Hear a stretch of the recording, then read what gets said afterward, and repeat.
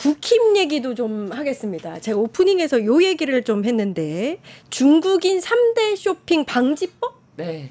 이게 뭐예요? 이거 영상 하나 보고 와서 네. 얘기 나눠보겠습니다. 이 나라는 불공정해. 왜 중국인은 관대하면서 정작 우리 국민은 엄할까? 그렇습니다. 우리 국민은 해외에서 건강보험 혜택도 선거권도 부동산 거래의 자유도 제대로 누리진 못합니다. 그런데 우리 땅을 밟는 외국인, 중국인들은 제도의 빈틈을 파고들어서 의료 쇼핑, 선거 쇼핑, 부동산 쇼핑, 이른바 3대 쇼핑 중이죠. 바로 잡아야 할 국민 역차별입니다. 중국인들의 의료 쇼핑을 볼까요? 2만 원이 안 되는 건보료를 내고 7천만 원에 육박하는 혜택을 받은 중국인 사례까지 혈세 먹튀가 멈추지 않고 있습니다.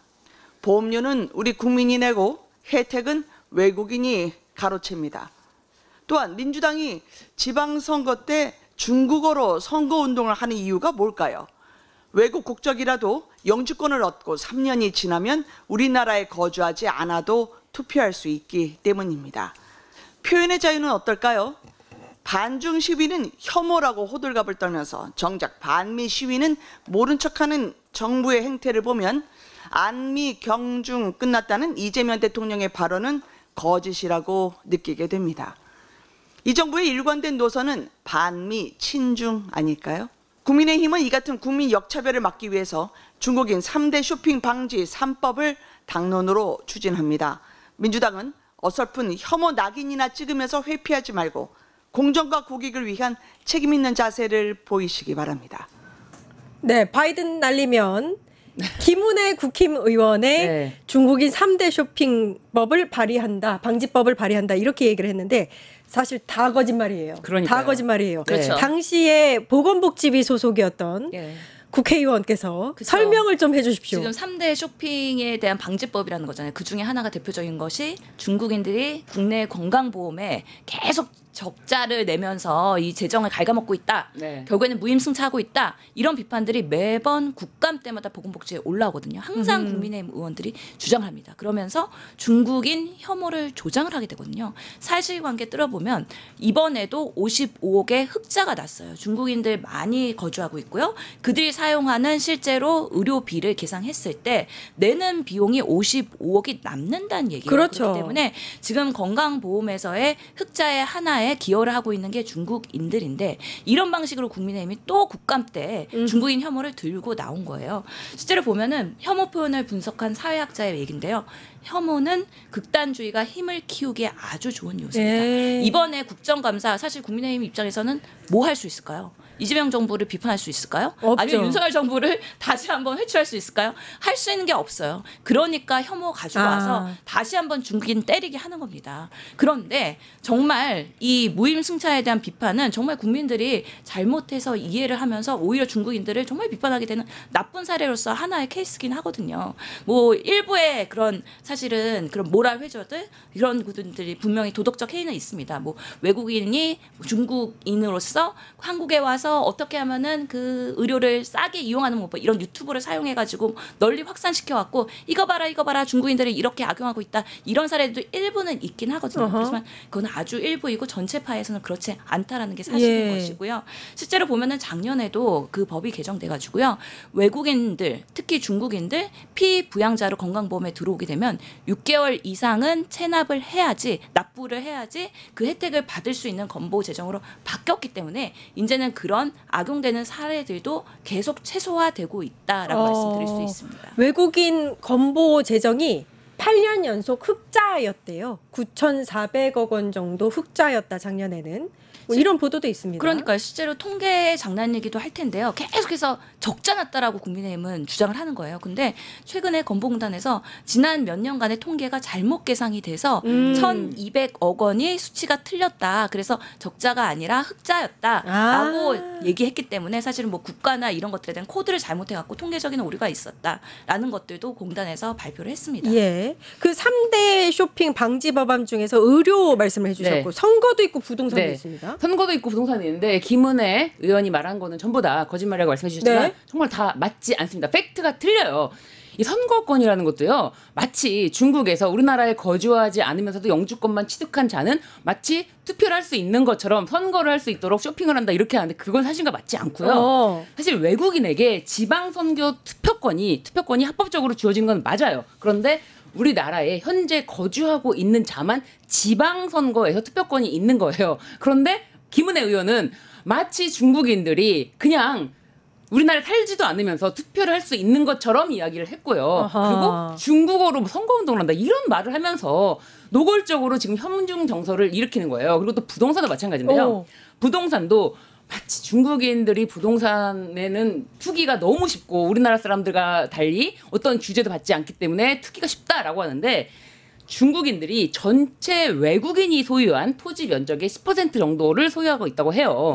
그리고 사실상 서울에도 중국인보다는 미국인이 부동산 소유가 훨씬 많다라고 합니다. 근데 결국에는 이건 혐오 정서 때문에 이렇게 하는 거잖아요. 그렇죠. 중국인 오직, 혐오 정서를 네. 부추기려고 하는 거네요. 이런 혐오적인 극단주의가 지금 국민의힘에서 선동하고 있잖아요. 네. 이런 정치적 선동을 하면은 결국에는 지지층들이 집결할 수밖에 없거든요. 그런 부분에 있어서 악순환에 지금 계속 순환고리가 개고 있는 건데 국민의힘이 지금 장동혁 체제에서는 계속 극단주의를 갈 수밖에 없는 그런 상황이고 그러다 보니까 계속해서 이런 지도부들이 어떻게 보면 강성 발언을 할 수밖에 없다. 그래서 극우층을 움직여서 혐오를 일으키고 하지만 이런 것들은 중도층에 소구될 수는 없습니다. 없죠. 그래서 내년에 지방선거에 대비한 전략으로서는 매우 지금 반대로 가고 있는 상황이다라는 생각이 들어요. 이게 우리나라에도 굉장히 안 좋은 시그널인 게 그렇죠. 왜냐하면 중국이 지금 히토류 수출 통제 등등 해서 또 굉장히 패권 전쟁을 일으키고 있잖아요. 미국하고. 네. 우리 중국하고의 관계를 틀어지게 하는 또 영향을 미칠 수도 있어요. 심지어 지금 에이펙이 얼마 남지 않았잖아요. 예. 얼마 남지 않았고 우리나라에서 주최하는 이런 큰 외교 행사에 거의 뭐 고춧가루를 뿌리는 식으로 지금 뭐 중국인 3대 쇼핑 방지법 하면서 마치 중국인들이 우리나라에서 큰 엄청난 무슨 진짜 저 김은혜 의원의 말로만 따르면 뭐 암덩어리인 것처럼 얘기를 하고 있잖아요. 그러면서 어떤 외교적으로도 와 이거 한번 망쳐봐야겠다. 작심하고 덤비지 않고서는 작심하고 진짜 이거를 당론으로 정했다라고 할 정도로 보면은 저 사람들은 우리나라가 어떻게 해서든지 흠집이 나고 외교적으로도 좀 안 돼야지만 자신들이 다시 살아날 수 있는 기회를 잡는 것이다. 이렇게 생각하는 것 같아요. 그리고 사실상 전 너무 걱정스러운 것이 지금 이렇게 저렇게 저 국회의원이라는 타이틀을 갖고 저렇게 방송에서 말을 해버리면은 그런 것이 영상으로 계속 소구가 되면서 많은 그 뭐 짤이라고 해야 되나요? 짧은 쇼츠로 양산이 되면서 많은 지지층들에게 막 저것이 마치 팩트인 양 돌거든요. 그러면 저것만 본 사람들은 저렇구나. 아이고 내가 몰랐네. 아이고 큰일이네.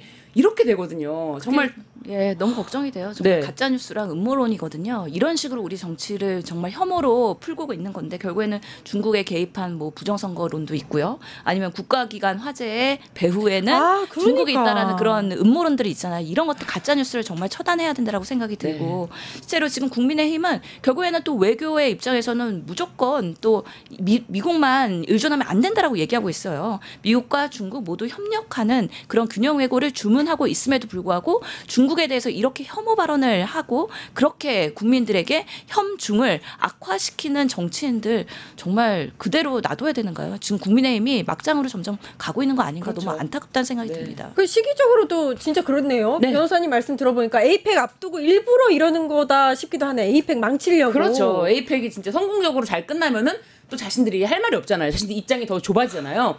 그러니까 어떻게 해서든지 우리나라에 해가 되는 행위.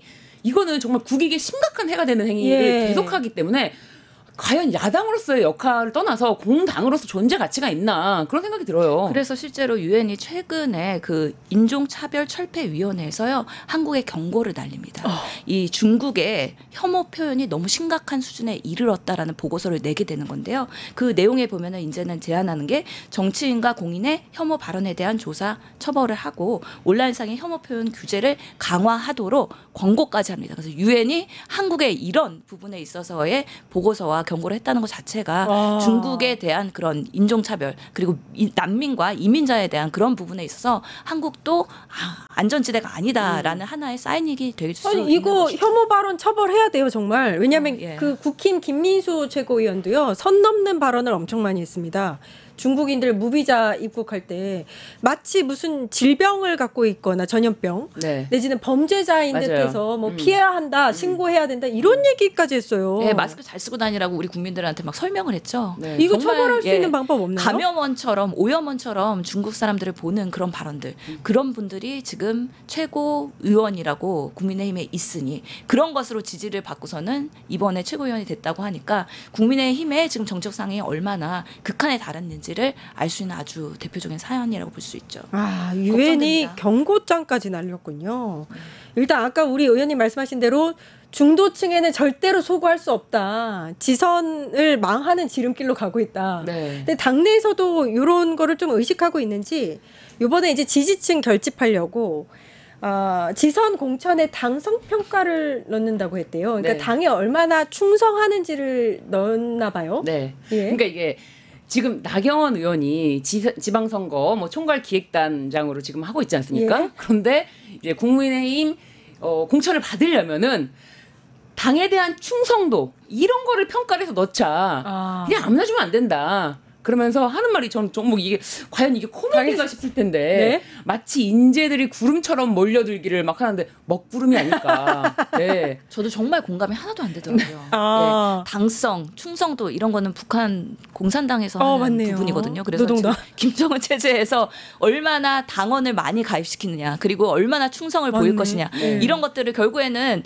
장동혁이 대표가 이제 집회하면은 얼마나 인원 동원할 것이냐 그 지역위원회에서 네. 그런 걸로 측정할 수밖에 없는 객관적인 지표거든요. 그런 것들을 고려하고 있다라는 것을 이번 지방선거관리위원회 첫 회의에서 얘기한 걸로 보아서는 와 이번에 지선도 어떻게 될지 참 깝깝합니다. 장동혁도 화답을 했잖아요. 우파 시민과 함께 모일 것이다. 이제 이런 아예 얘기를 대놓고 했는데 이제 얘기를 하네. 예, 우파라고는 했지만 사실은 극우죠. 극우죠. 예, 소구력 있는 거 오로지 극우고 극우야말로 자신들이 불렀을 때 그나마 화답을 하거든요. 보수라는 말은 이제 맞지 않아요. 어허. 걸맞지 않아요. 옷을 갈아입고 극우당이라는 말을 극우당? 정확하게 표시를 해야 될 것 같아요. 예. 네. 나경원 의원은 요즘에 뭐 하나요? 조용한 것 같아. 아니, 나경원 의원이 지금 선거 총괄 기획단이에요. 선거 총괄 기획단 위원장입니다. 네. 그렇기 당성, 때문에 이제 예. 지선 준비하고 본인도 이제 서울시장이나 이런 부분에 있어서 관심이 많잖아요. 경기도 출마는 선을 그었고 네, 서울 서울시- 쪽으로 지금 하려고 어떻게든 지금 노력을 아. 하고 있는 상황이기 때문에 나같이 그 윤석열 구속 관저 앞에서 이렇게 몸으로 맞고 오. 정말 내 패스트 트랙에서 빠르르 들면서까지 열렬하게 내가 온몸으로 맞고 이런 당성과 충성도 나 같은 사람이 결국에 공천돼야 된다라는 걸 간접적으로 얘기하는 거 아닐까. 이거 그럼 본인 평가를 그 점수 높이기 위한 본인이 제안인가? 롤모델. 그렇죠. 나 같은 사람 많이 들어와라. 맞아요. 인재가 먹구름처럼 나같이 들어올 것이다. 인재가 아무래도 나경원 의원과 함께 드럼통으로 들어가지 않을까 싶어요. 네. 나경원은 드럼통이 들어간 사람이니까요. 그랬었죠. 네. 예. 예. 국민의힘으로 인재로 나가고 싶은 사람은 나경원 의원과 같이 드럼통 들어가기 챌린지를 하면 될 것 같아요. 네. 당성 아주 높다. 칭찬을 네, 해주려고. 네, 그렇죠. 그럴수록 예. 중도층의 표심은 멀어진다. 갈 것이다. 예. 생각합니다. 그 최근에 이렇게 극우 발언, 강성 발언이 커지다 보니까 박성훈 국힘 대변인이 네. 박수현 민주당 대변인하고 좀 이제 뭐라 할까요? 좀 보기 좋은 이렇게 문자를 나눈 게 알려지면서 박성훈 대변인에 대해서 국힘 당원들이 난리가 났대요. 그 민주당으로 가라. 네. 뭐 저게 이제 문자인데 박성훈 대변인이 박수현 민주당 대변인한테 보낸 문자예요. 근데 저는 저거 보면서 지금 양극화 치닫고 있는 우리 이제 양 당이 저렇게라도 해서 좀 서로 문을 여나 마음의 문을 여나 이런 생각이 들었는데 그게 아니고 박성훈 대변인, 국힘 대변인에 대한 공격이 지금 극화되고 있다고 하더라고요. 예.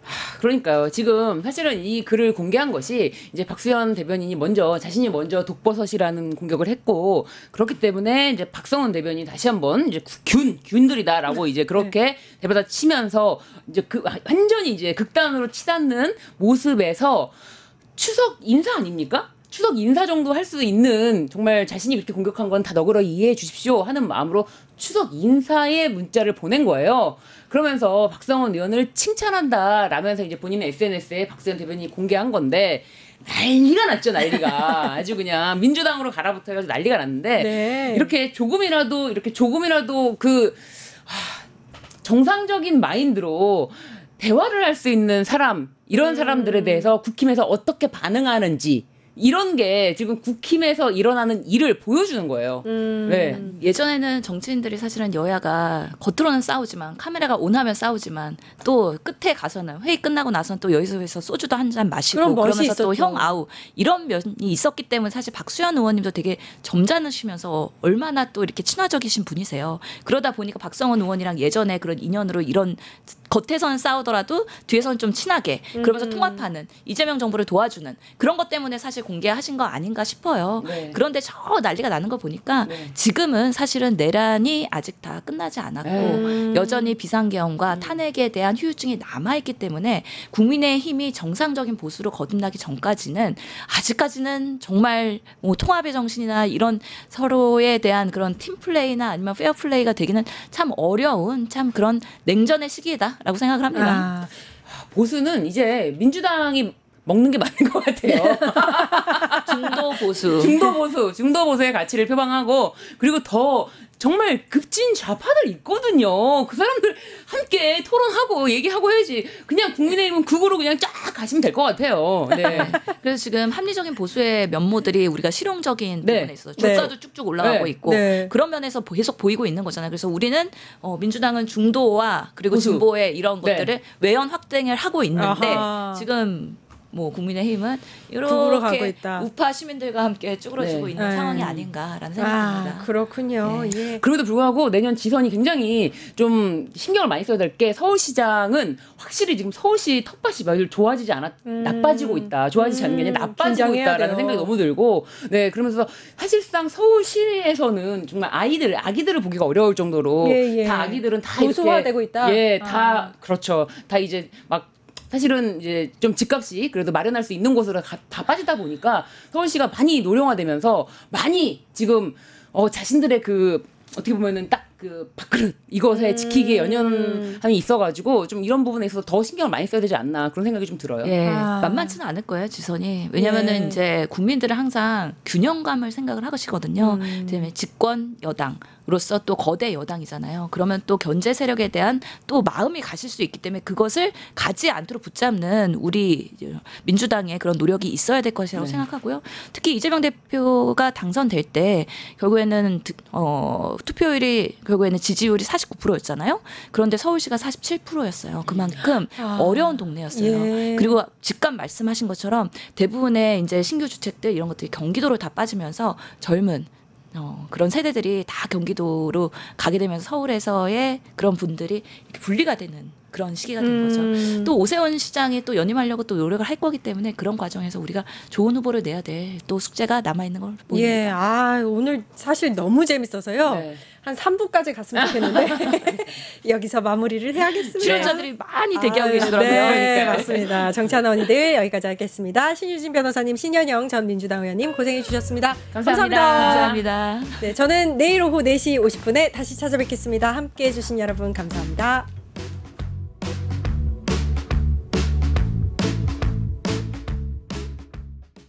유튜브 구독하고 실시간 채팅과 댓글을 남기시면 매일매일 7,000TTCO를 드립니다.